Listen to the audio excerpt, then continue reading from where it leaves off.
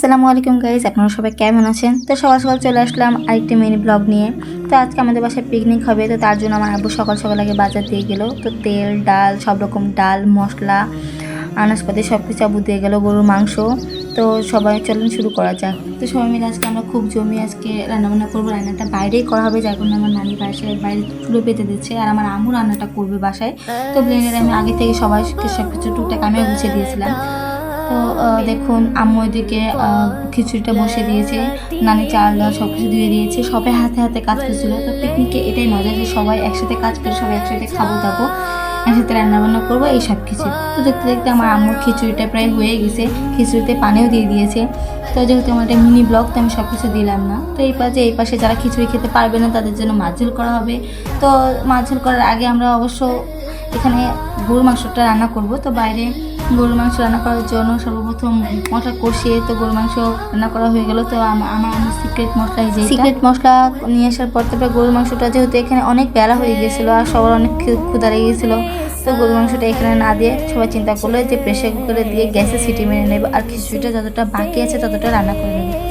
তো এই যে প্রেশার কুকারে সবাই সব কিছু ঢেলে দিচ্ছে। তো সব কিছু দেওয়া হয়ে গেলে দেখুন গরু গোশটা কত লোভনীয় হয়েছে, আমার তো এখনই দেখে খেতে মন যাচ্ছে। তো ভিডিওটা অনেক আগের এডিট করে ভয়েস দেওয়া হয়নি বলে আমি এডিট করে রেখে দিয়েছিলাম, ভয়েস দেওয়া হয়নি বলে আমি আপলোড করতে পারিনি। তো এই যে সব কিছু দেওয়ার পর আমার আম্মু তো সিক্রেট মশলাটা দিয়ে আমার কাছে দিয়ে দিল, তো আমি প্রেশার কুকারে বসে দিলাম। তো এই যে আমাদের বাকি যতটুকু বাকি ছিল খিচুড়ি রান্নার বাকি প্রসেসটা শুরু হয়ে গেছে, খিচুড়ির বাকি অংশটাও হয়ে যাচ্ছে।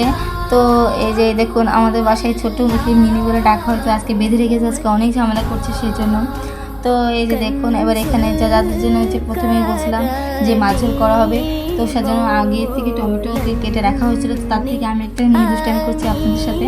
তো এই যে এরা গেছিল খেলার মাঠে আমার বোন এবং ভাই, তো আমাদের জন্য খাবার দাবার নিয়ে আসছে, তো আমি সেটাই খাচ্ছি। তো আমার ভাই আমার নানার সাথে দুষ্টামি করতেছে, এই মুহূর্তটা আসলে অনেক মজার, অনেক মজা কেটেছে।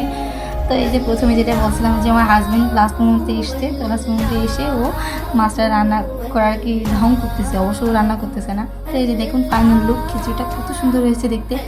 তো এই যে মাছ ঝোলটা আমাদের হয়ে গেছে, তো আমরা এখানেই খেতে বসে পড়বো। তো ও এখানে দুষ্টামি করছিল আমার সাথে ব্লগার বলে, তো যার কারণে ওটিও নিয়ে নিয়েছি, বলছিল তোমাকেও ছেড়ে দেবো। তো এই যে যা হোক কোনো দুষ্টামি ফাজলামি করবো পর তারপরে এই যে আমরা সকালবেলা রুটি ছিল, তো রুটি গোষ্ঠটা খেয়েছিলাম, খাইছিলাম, গোষ্ঠটা এত মজা হয়েছে অতুলনীয়। তো আমরা সেখানেই বসে পড়ছি, এতটা খিদে পেয়ে গেছে যে আমরা পিকনিকে সেলিব্রেশন করার সময় পাইনি।